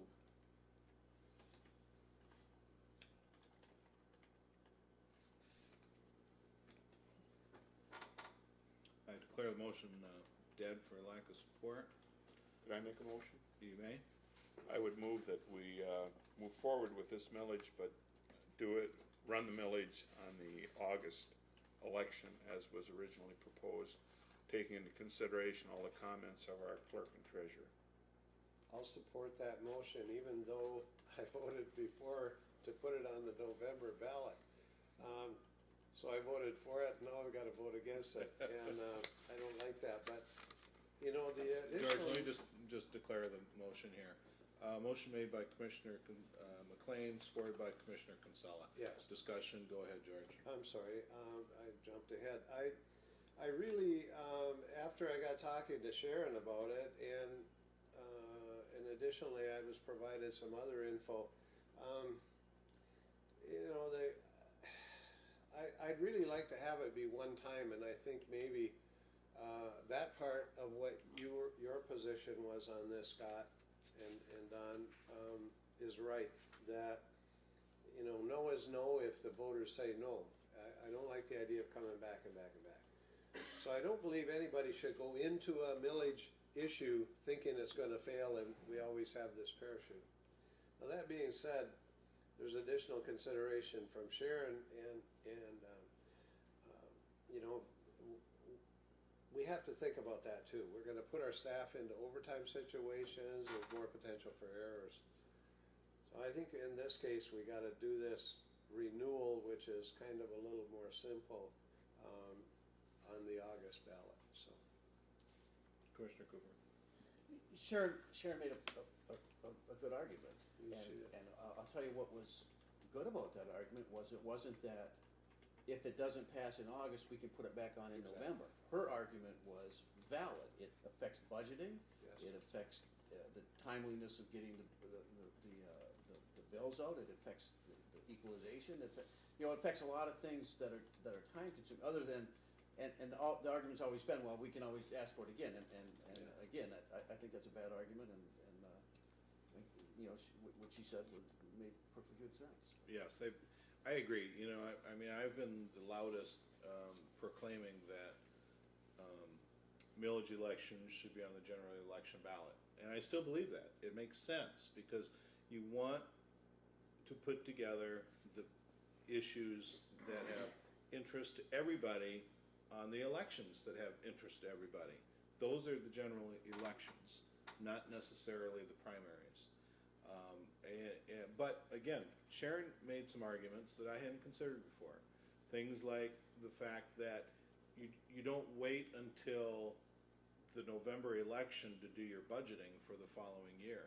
The fact that you could potentially have to start firing people at the end of the year if it didn't pass in almost an emergency situation because the proposal didn't pass, and all those other things that Sharon talked about with the paperwork of putting out tax notices and so forth. So, I'm swayed to the point where I'm going to vote with this and give it some more thought because I am willing to reconsider when I hear a good argument, and I think she made some points that I hadn't considered before.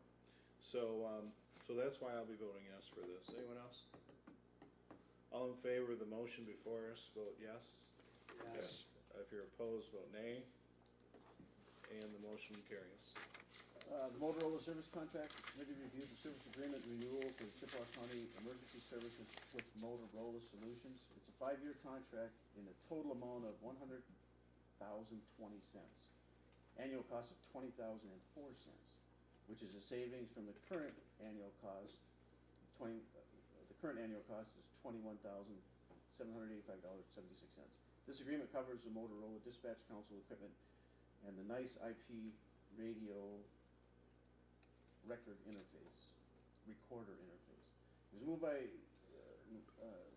Don McLean, supported by George Kinsella, to approve the Motorola Solutions agreement with Chippewa County Emergency Services for a 5-year agreement for the price of $100,020. On a voice vote, the motion carried, and I would so move. Support. Motion made by Commissioner Cooper, supported by Commissioner Kinsella. Is there discussion? All in favor, vote aye. Aye. Opposed, vote nay. Motion carries. Chippewa County Health Department Board of Health requested a budget item verification regarding a medical examiner's wage increase for fiscal year 2014. It's moved by Commissioner Shacklin, supported by Commissioner Kinsella, to authorize Administrator German to verify with the Board of Health that the medical examiner wage increase was approved during the fiscal year 2014 budget process. On a voice vote, the motion carried, and I would so move. I'll support. Motion made by Commissioner Cooper, supported by Commissioner Kinsella. All in favor? Sorry? Discussion? That wage was, okay, never mind. I'm sorry, go ahead. Okay. Is there discussion regarding the motion? All in favor, vote aye. Aye. Opposed, vote nay. Motion carries. CCHD request, CCHD board member also, the CCHD Board of Health also sought guidance regarding a Board of Health member requesting to not receive compensation for their services. Discussion followed with the past examples of prior board committee members who have not accepted various compensations, including payment of per diem. Moved by George, supported by Don McLean, to authorize the CCHD board members request to waive their per diem payment and to have the Board of Health pass a motion supporting the payment waiver at their next meeting. On a voice vote, the motion carried, and I would so move. Support. Motion made by Commissioner Cooper, supported by Commissioner McLean. Is there discussion? All in favor, vote aye. Aye. Opposed, vote nay. Motion carries. ImageSoft final bill. The final bill was presented to the committee for ImageSoft in the amount of $15,578.02. It was moved by Commissioner McLean, supported by Commissioner Kinsella, to approve the final payment to ImageSoft in the amount of $15,578.02. On a voice vote, the motion carried, and I would so move. Support. Motion made by Commissioner Cooper, supported by Commissioner McLean. Is there discussion? Commissioner McLean. I guess I want to mention again that I'm extremely disappointed. Numbers of things with this, but I guess the thing that disappoints me at this point the most is the fact that the prosecutor still refuses to put this system into operation And I can remember sitting at meetings where he came to us and asked us to buy a system like this so that he could make his office more efficient and do everything that needed to be done. And we've arrived at this point. We've invested lots of money, and it's in place. It's ready to be operated, and the prosecutor refuses to take the time to put it into operation. And I am really, I guess, not just disappointed, disgusted that that is the situation we've arrived at. Commissioner Cooper. Don, you said lots of money, and I'm kind of, a number shifted around back and forth here. Once we pay this $15,578, that's a sum of what, $142,000 we've paid for this. Is that correct? I mean, I'm in the right. I'm thinking you're about in the right place, yeah. So this is $142,000 for a system that's never going to be used. It's a total waste of money, and I have a hard time paying that $15,578, the final payment for a system we'll never use, and to my way of thinking was always a boondoggle from the word go. But it's a contract that this board made with ImageSoft, and like I said before, we pay our bills a bit reluctantly, but we have to pay it. So you know, and then that system sits there. I would hope we're not paying maintenance agreements or anything else on it, though. I mean, I don't know. But I just, again, I'm really frustrated by this, and I had great, ideas of how this was going to work when we started on it, and I still think it could have happened, but we hit some immovable objects along the way, and then we now have arrived at a prosecutor who refuses to use the system he asked for after we spent over $100,000 putting it together, and it's the best system in the state. It never really went well, did it? From the beginning. Right. It just never. It was good intentions. Their intentions were all good along the way. But and what's paved? What road is paved? Yeah. But Mr. Cooper was against it all the way, I can tell you that. So. There was one other no in the room, by the way. Okay, let's see. We have a motion before us, and I think we've discussed it. So all in favor, vote aye. Aye. Opposed, vote nay. Motion carries. Building inspector sought guidance regarding the standard permit fees for the road commission regarding a new salt barn project in Kinross, and to clarify with the committee if he should waive the fees. No action was taken, and the building inspector should permit the project as normal. Approval for the bids for 10 desktops. The bid summary to purchase 10 desktop computers was presented. 10 bids were received with only 6 meeting bid specifications. One bid was late and not open. The low bid was from YNS Technologies in the amount of $10,531.80. It was moved by Commissioner Shackman, supported by Commissioner Kinsella, to approve the low bid to purchase 10 desktop computers from YNS Technologies in the amount of $10,531.80. On a voice vote, the motion carried, and I would so move. Support. Motion made by Commissioner Cooper, supported by Commissioner Kinsella. And I noticed today that we received a communication that the IT department did indeed research the references, the YNS, and they are a reputable company. So any further discussion on this? All in favor, vote aye. Aye. Opposed, vote nay. Motion carries. Firearm RFQ for the Sheriff's Department. The RFQ was presented for release to purchase 24 Sheriff Office duty firearms from Sheriff Robert Savoy. What?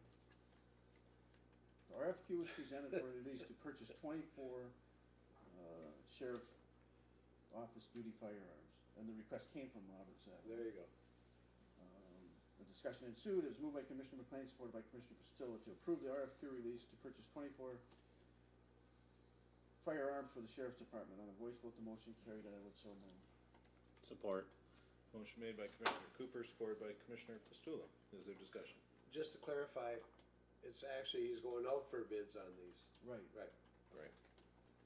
Yeah, that's a request for quotes. We got it out there. Yep. There's 24 weapons. All in favor of the motion, vote aye. Aye. Opposed, vote nay. Motion carries. Committee received and reviewed the RFQ, request for quotes to purchase one Sheriff's Department vehicle release and authorization, for the administrator to have authorization to approve the low bid at bid opening was sought due to potential ordering issues after April 1st, 2014. It was moved by Commissioner McLean, supported by Commissioner Postula, to the RFQ release to purchase one Sheriff's Department vehicle and to authorize the administrator to approve the low bid on bid opening. On a voice vote, the motion carried, and I would so move. Support. Motion made by Commissioner Cooper, supported by Commissioner Kinsella. Is there discussion? Commissioner Cooper. This one is unique in that we're not gonna bring it back to the commission because this was ready for the last board meeting. It didn't get put in our packet. It wasn't discussed. There's a time constraint on when they can order. It's gotta be ordered by April 1st, and so our next board meeting will be after that, so we're kind of not waiving or taking on responsibility, but we're authorizing the Okay, thank you. Any other discussion? All in favor, vote aye. Aye. Opposed, vote nay.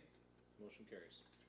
Committee reviewed the bills and payroll presented for approval. It was moved by Commissioner McLean, supported by Commissioner Shackleton, to recommend the approval of the general claims totaling $193,592.04.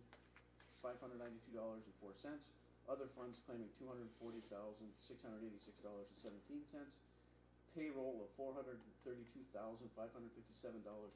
And Health Department claims of $518,807.50. Total claims of $1,385,642.76. Vouchers H1 through H241.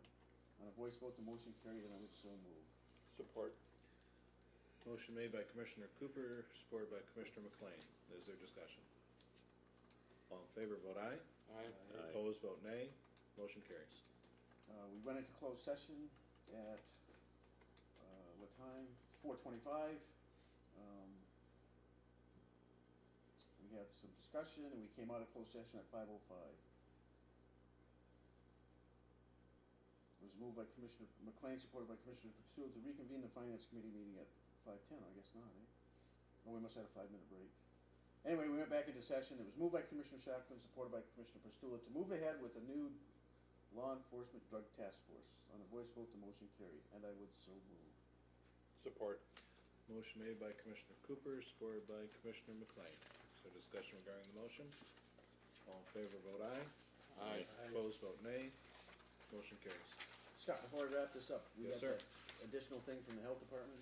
Yes, I was gonna do that under new business Okay. as the last item on new business. Okay.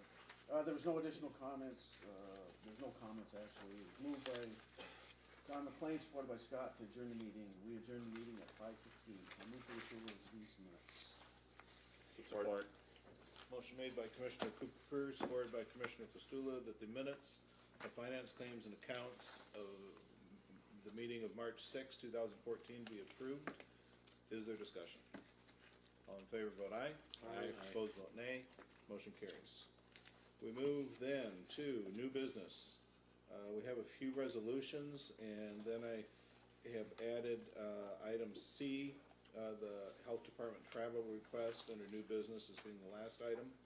We start with item A, which is the Greymount DNR resolution, and that's on page 50 of your packet. Go ahead, George. Anybody want to speak to that? Well, Don's the chair of that board, so he can jump on, but I think we're all together at least on the regional planning. This was a resolution that was passed in regional planning. The project is, for the most part, in Mackinac County. Most people are in favor of it. It would end up with a quarry that is similar to what Commissioner Pastula worked at for a number of years. There is, of course, some objection to people who have hunting camps and so on and so forth in the area, but the people that I've talked to are in support of the economic factor that's involved here. It would be a quarry that would employ a number of people, put money into the system and so on and so forth. The only question that I've heard relative to this, there are a number of questions, but one that I thought was most interesting was that some retired DNR officials want to change some of the language. What it is the proposal right now is to sell the property to Greymount. the DNR wants to lease them the property, these DNR officials. The difference being that if the property is sold to the company, they pay taxes that goes to Mackinac County and Chippewa County to a certain extent. If the DNR leases them the property, all the money goes to the DNR mineral fund that we don't have any part of, or much part of. So as we move forward, the language says that it be sold at this point. And that's what I would propose here, that we approve the resolution that we have before us in support of it to help it move along as best we can. It only affects, again, I think 40 acres or something in Chippewa County out near Trout Lake.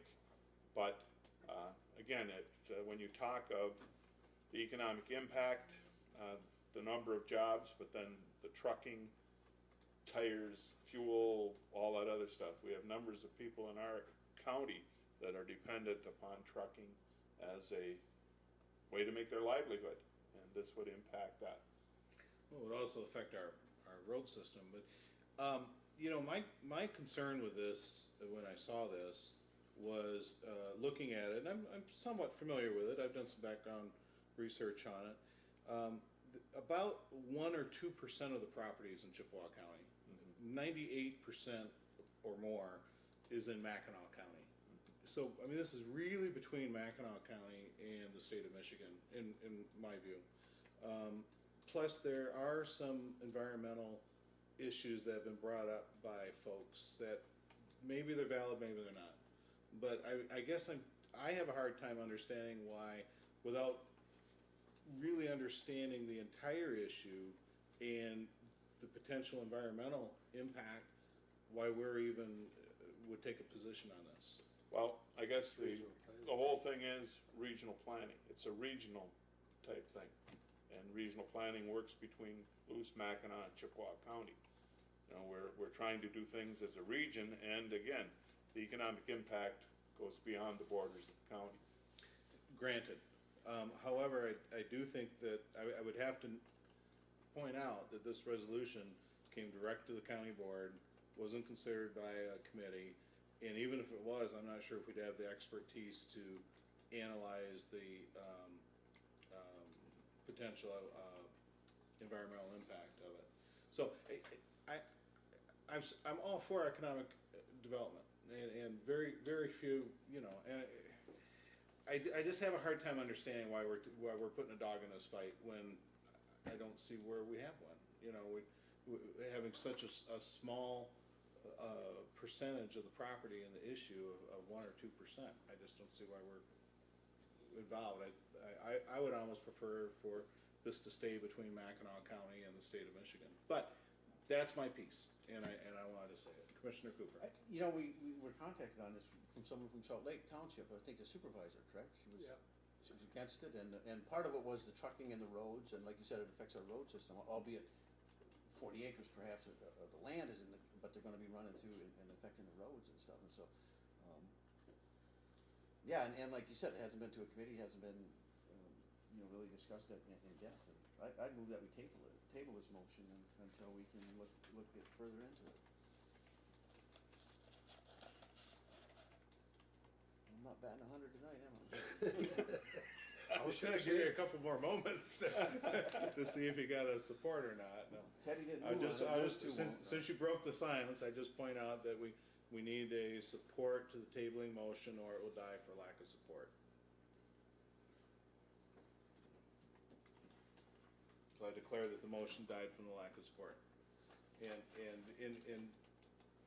But I would note too that I would prefer to see us not take action than to fail, because for it to fail means that we're against it. For it to pass means we're for it. I just don't think we should. I can see it passing, because I see 2 votes over there, and I'm an old quarry worker. I gotta go for it. And if they need a little shove too. Ted, I'm sorry, excuse me. In any case, I want to just point out, I'm going to vote no, just because I don't think we should be advancing this resolution. I don't see where we have a dog in this fight. Go ahead, Commissioner Pastula. Oh, it just, you know, I guess if they need a little nudge from us to say, yeah, it works, you know, we've got a quarry and a half, I guess, and we got Drummond and part of Cedarville, the pit is in Chippewa County.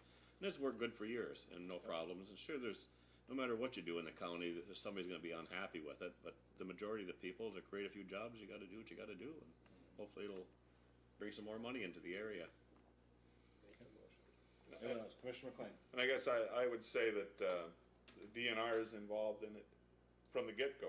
I mean, they're selling the property, and there's the environmental thing has been, you know, well researched, I think, at this point. And again, at a regional level, I think we need to help our neighbors, or in order to move the whole place forward. And so I would move this resolution. I'll support it. Motion made by Commissioner McLean and supported by Commissioner Kinsella that the Greymount DNR resolution be approved. Is there, we didn't have a motion on the floor, we're discussing it without a motion, is that? Yep. You were out of order, Mr. Chairman. Mr. Chairman, I really promise to be brief on this. All of these quarry locations are at least starting in old quarry locations, which were active around the turn of the century. It's limestone. It's primarily open pit. There will be some underground, but not very deep. The vein of limestone only goes to a depth of about 300 feet. The DEQ is evaluating the studies on water quality in the area.